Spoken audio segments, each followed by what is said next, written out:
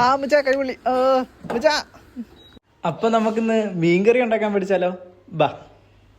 അപ്പം ആദ്യമായിട്ട് ഇതിന് വേണ്ട മീനാണ്. മീൻ നമ്മൾ കണ്ട് ഈ സാധനം എടുത്ത്. ഇതിൻ്റെ പേരെന്താ? കുഴുവ. ഓക്കെ, കുഴുവ.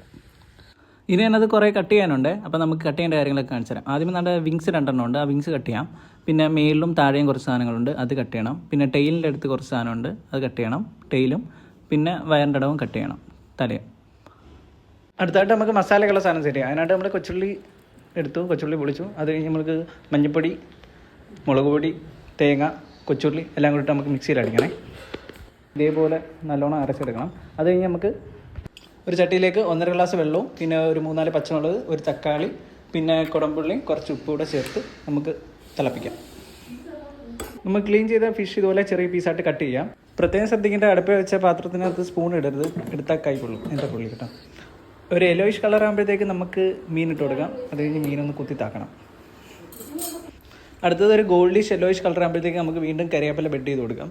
അത് കഴിഞ്ഞ് നമുക്ക് അടച്ചു വെക്കാം. നമുക്കിനി ബാക്കി വെച്ച മീനെടുത്ത് കട്ട് ചെയ്യാം. കട്ട് ചെയ്ത് വര ഇട്ട് കൊടുത്ത് നമുക്ക് ഫ്രൈ ചെയ്യാനെടുക്കാം. നമുക്ക് മസാലപ്പൊടിയായിട്ട് എടുക്കുന്നത് മഞ്ഞൾപ്പൊടിയും മുളക് പൊടിയും ഉപ്പുമാണ്. അത് നമുക്ക് കുറച്ച് എണ്ണ ചൂടാക്കി നമുക്കതിലേക്ക് ഓരോ മീനിട്ട് കൊടുക്കാം. ഇത് കഴിയുമ്പോൾ നമുക്ക് അപ്പുറം ഇപ്പുറം മറിച്ചിട്ട് കൊടുത്ത് കഴിഞ്ഞിട്ട് കുറച്ച് കറിവേപ്പിലയുടെ അതിൽ കൊടുത്ത് ഇറക്കി വെക്കാം.